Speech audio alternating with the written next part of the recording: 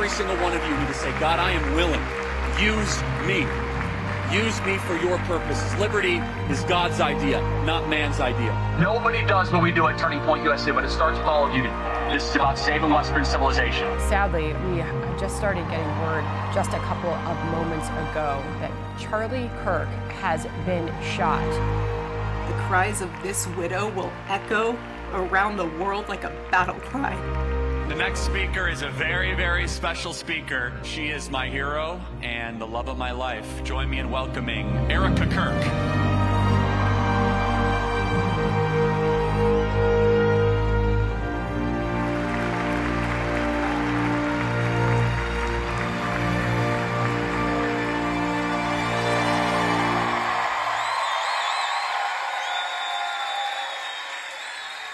For over a decade, one movement surged through college campuses all across the country. What started off as a small group of conservative debaters turned into one of the most influential organizations in American politics, Turning Point USA.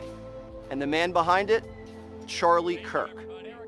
Charlie's star grew, but his mission stayed the same: empower young Americans to embrace faith, freedom, and family, and open debate. But everything changed on September 10th. Charlie's death was a turning point for the country. We all remember where we were when we found out Charlie died.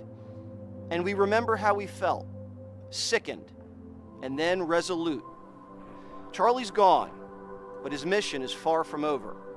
Today, the new chapter begins, and his widow Erika is taking the reins. Fox was lucky enough to get unprecedented access behind the scenes with Erika and the whole Turning Point team. They're picking up the torch and carrying a movement that Charlie created. And from here, it's only getting bigger. But to understand how we got here, we have to go back to how it all started.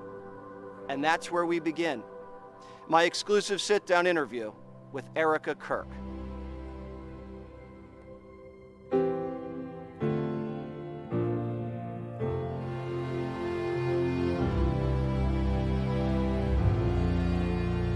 Who was Charlie Kirk? I can't help but smile when I hear his name or say it. He was the love of my life, still is. Phenomenal father. Incredible man, good friend, very loyal. He had a great dry sense of humor. He built something so incredible, and he was a bridge in our country, meaning he had the gift of communication. He could talk to the younger generations. He could talk to a donor group. He could talk to the President of the United States. Charlie and Erika first met through their mutual friend, the now COO of Turning Point, Tyler Boyer. Erika, a college athlete and former Miss Arizona, had graduated from Arizona State University. She was living in New York City. And Tyler had what he thought was the perfect job for her. He said, we have this youth organization, would love to get you involved. I briefly met Charlie for maybe 2 minutes. Quick handshake, hi, nice to meet you. Mind you, I did not know after that brief meeting that Tyler and Charlie had sat down, and Tyler was like, this is the girl that I need to hire for something with regard to the faith component of the outreach that they were trying to start. And he was like, so next time you're in New York, you really should sit down with her. And then that kind of sparked into everything else. They did end up having that meeting in New York, and what started as a job interview quickly drew the spark that Erika was talking about. And so then we had a great time, and it was about 15 minutes in, I quickly pivoted away from wanting to hire her to wanting to date her, and now we know how that worked quite well. He grilled me for hours. Grilling's probably not the proper term, but we debated back and forth. Philosophy, politics, theology, anything that Charlie loved to talk about, we talked about it. And afterwards, he was done eating, and he just looked at me and he goes, I'm not going to hire you. And I said, I did not need the job. I said, I was fine with consulting with you guys if you needed anything with regard to help. I have plenty of things going on in New York City. He said, I'm going to date you. I said, you don't want to just be friends for a little bit? And I told her I had enough friends and that I didn't want to be friends with her, so that was kind of a non-starter. But if she wanted to date, that would be great. I had enough friends. And I think she still finds that to be very funny, but I meant it. And I tried to process that on the walk home, and that's when I called my mom. And she was like, oh, are you working with them? Are you going to get a job with them? And I was like, no, but I got a boyfriend. And it was a moment. I literally had to walk home to process everything that just happened because, again, the Lord knew that I needed a man that was going to be so assertive, not play games, not say, yeah, let's just be friends and see how it goes. Let's just talk it out. No, he was so direct. He was so clear. I want to date you with the intention of marrying you. He didn't want to waste his time. He didn't want to waste mine. When did you know you were in love? He knew immediately. And I knew there was something there. But I, prior to that, was praying that if he was to be my future husband, that the Lord would make it so clear that I would have such a peace about it, outside of it wearing a suit, outside of work-related events. And he just was amazing. Turning Point meant a lot too. This campus was just 2 buildings at the time, but the organization was already well on its way to becoming a force in American politics. You know, it's funny about leftists on college campuses. They think they're being rebels, yet all their friends are liberal, their teachers are liberal, the music they listen to is liberal, the textbooks they read are liberal, the entire culture they live in is liberal. They're being conformists. If you want to be a rebel on campus, be a conservative on a college campus. There's nothing rebellious about that. He would just engage with everything, that there was no separation between his work life and his home life. And I was so proud of him, and I would tell him, baby, you don't have to rush home. When you come home, home is waiting for you. I was never the type of wife that looked at my phone and said, okay, you better be home at 5 o'clock for dinner when I have it on the table. Never. I said, home is here for you when you get home. Dinner will be ready whenever you're ready to eat. I will never make you feel guilty for pursuing what the Lord has put on your heart. Did you know right away that Charlie was destined for something larger than life? Charlie has a great disposition about him, so I knew that he was never going to be just, he operated, everyone knew this, the way he operated his life, he wasn't going to waste time, and he wasn't going to waste the one life that the Lord has blessed him with. When you get married to someone you love, you never think, oh, I mean, at least we didn't, what our future was going to look like. It's not that you sign up for something. You just marry the love of your life, and however that unfolds, it unfolds. And we both have very similar understandings, and I knew, obviously I knew his life would be important. All of our lives are important. But all I cared about was loving him and being a wife to him, being a mother to his children. That to me was so much more important. Everything else, I could care less. Charlie was so disciplined. He had his routine. I know. He worked out. He did. He did his reading. Yeah. Are you now stepping into that? Him and I are very similar from the standpoint of making yourself a better person as life goes on. We all live many lives, and we all are constantly trying, at least Charlie and I, we're constantly trying to improve ourselves. We always worked out, we had the same trainer, because him and I were athletes. It always goes back to the basic and simple things. He loved eating clean, he loved all of that stuff, but something that was so powerful about Charlie is that he mastered self-control. He mastered, he would say, know your nature. He mastered that. He perfected that. From the standpoint of, yes, he was very hard on himself. I have the journals to prove it. Very hard on himself. But he held himself to such a high standard because he wanted the people that were around him to be better also. And he wasn't going to be a leader that told people what to do and not do it. He worked so hard. He did. He was the hardest working person in my business I've ever seen. Was that hard for you guys to balance that work and the family?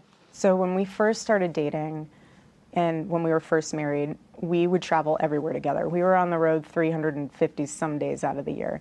And then once we had our first child, it was an adjustment period because I wanted to be home with our little one. But he was so good about always wanting to come home. Always wanted to come home. And I wanted to make sure that he wanted to come home. Again, that's why I never said, "What are you doing? Why are you gone? Why are you traveling so much?" I never had those questions because I knew his heart and I knew what he was doing was so important. And he always included me in it. And there were times where I would go to his events and there were times where I wouldn't, but it was a family-oriented mission. So I never once was threatened by that because I was a part of it. He wrote you letters. He did. Charlie wrote you letters. I know. Every week? Every Saturday. So he would turn his phone off to honor the Sabbath. He would come in, open the junk drawer. Everyone has a junk drawer. Open the junk drawer, said Shabbat Shalom, put it in there, turn the phone off, slam the door, and he felt so free because he was unreachable for 24, 48 hours. Did you see Charlie change in the 7 years that you knew him? How did he change? When he became a father, and you know this, when you become a parent, it changes you. When you become a husband or a wife, it changes you. I mean, being on the altar and making a covenant with the Lord and saying, "This is my person," it changes you. You become one. Everything becomes one. Nothing is separated. And it was just powerful because I got to see him grow, not just in wisdom. He read a lot of books. Wisdom, but he grew in patience.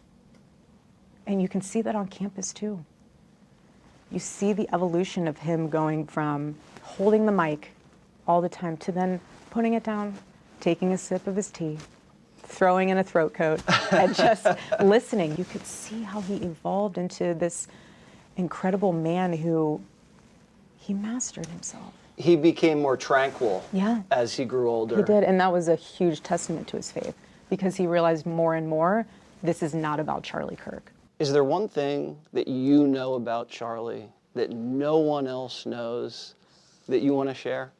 Okay, so he would name all of my daughters and my son's stuffed animals, every single one of them.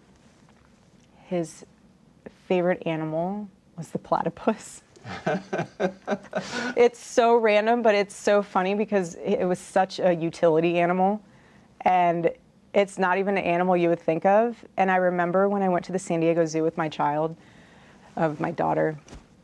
and we found the platypus shirt there, and I had her put it on, and Charlie was like, "How did you find that shirt?" And I was like, "We just so happened to go to the zoo, and they had a platypus." He was blown away. I'm glad we didn't embarrass him too much there. We saw these clips go viral afterwards about him being a father. Mm-hmm.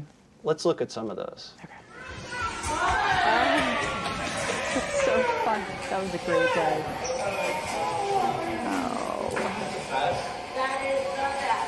So we're here at Bill's Burgers in New York City. And right near this very table was the first time Dad met Mama. And it started as a job interview. And I was asking him all these questions. Philosophy, religion, Jesus. So fun. He was so fun. What kind of relationship did he have with each child? When you ask that, I can't get this image out of my head of, you know, this feeling too, where you see your husband come home, or you as the father come home, and the kids just run to you. His relationship with them was so precious because they're so little. So it's not like you're teaching them these amazing things, but somehow he still found a way to incorporate it in little ways. But his relationship with them was so pure and precious because you see him being on stage in front of thousands of people, commanding the presence, telling them all about Western civilization, telling them all about what's going on in the world, telling them why they should care. And then you see him come home and just be a dad. Go play with them in the pool. Love on them. Tickle them. Play with them. Like, even if it was just with his stuffed animals. Play with them. What do you see of him in the them? kids? It's funny because my son loves to throw balls and baseball bat and footballs. And my sweet daughter, she's starting now to want to say little speeches. So we all are like sitting there to listen. But you know what's so sweet is that my daughter's starting to want to put our son to bed at night in his crib. And so it's very meticulous of how it's done. So it's a little bit Charlie of like making sure that it's the right rhythm. And we put him in the crib, and then I say, okay, mommy's leaving. And she sits there, and I just watch her on this video of singing Jesus Loves Me to him. And that's the song that Charlie would sing to her. Never said, okay, now you need to sing that to your brother. So I feel like it's little moments like that where I'm like, that's you, Charlie. That's you. You're there. Yeah. You're very protective of your children's privacy. Yes. As Charlie's profile grew, were you concerned? We live in a day and age where the internet feels so entitled to everything. Why are you doing this? Why are you doing that? You know, explain this, explain that. And we live in a world where children don't even have a childhood anymore. You know, why are you posting a photo of your kids so that you can get $50 off a stroller? Like, that does not make sense to me. Crazy. If you can't afford a stroller, buy one you can afford. Like, that makes sense to me. But to use your child or a photo of you standing in the bathroom embracing them specifically, and you have 500 copies of that same pose so you can get it right for social media, is bizarre to me. And it was to Charlie too. And our babies are not for anyone else's viewing other than ours in our family. And why would I want AI images of my children out there? Why would I want, and yeah, we get kidnapping threats, we always have. We get death threats, we always have. You're just smart about it. Protect what you love. Protect who you love. I want to show you a video of Charlie talking about TPUSA. Okay. Well, you're about to embark on something that is much bigger than yourself. This is about us. This is about the country. And the eyes of the whole nation are again on Turning Point. We're building something bigger than you, bigger than me. We're building an experience to help save the country. And if this type of intensity bothers you, well, then don't go work for Turning Point USA. You can go work for the Department of Labor or something, okay? Because here we do excellent things. We do big things. We make history here at Turning Point USA. It's going to be early mornings. It's going to be late nights. But you all get to know that you're doing something rewarding. That is not just, a career and you check the box, but lives will be changed. I mean, how blessed are we that we get to be here celebrating the country, and this is our job. It's pretty awesome. There's the one thing that I hear from speakers throughout all the years. Your team is so impressive, and they're so young. Why is it, everybody? Because for us, we hold ourselves to a higher standard. This is not just another DC gig. This is about saving Western civilization.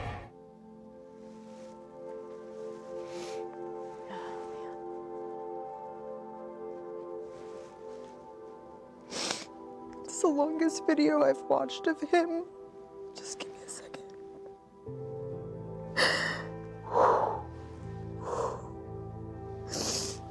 Take your time.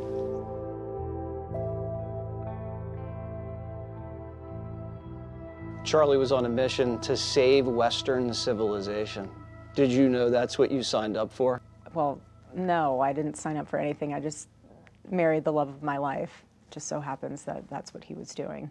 Tell me about the day before the shooting. He was at the office, and we were going to meet for dinner beforehand with a dear friend of ours who I wanted to just be with us and pray with us before the event.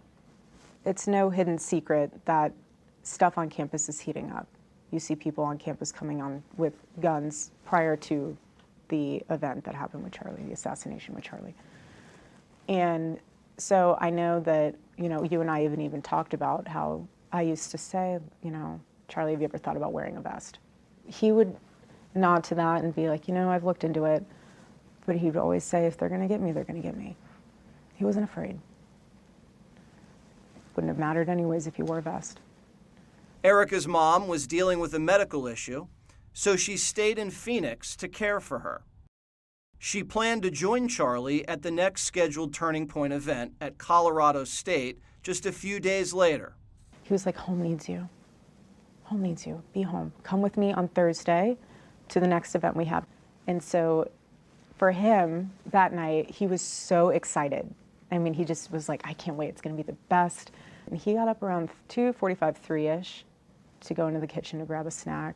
And our daughter had woke up around that same time. We live in a small space, so you can kind of hear when everyone's kind of shuffling around. And so she came to our room, and she stayed in our bed. And he always loved when Gigi slept in our bed because she's, you know, little ones, they like curl up inside of you and like they're just nuzzled in. But you also know that it can be very acrobatic when a 3-year-old is in your bed and somehow their feet end up on your face. So I said, I want you to have a good night's sleep. Go ahead and sleep in her room. And I'll turn the air down so it's nice and cozy in there. And I just want you to get a good night's sleep so you can be amazing tomorrow. And so Gigi and I stayed in our room. And that morning he woke up super early and he came into our bedroom, into the bathroom, because that's where his wedding ring was and his necklace. And he came in and he grabbed that. And then he left. I didn't even get to give him a kiss goodbye.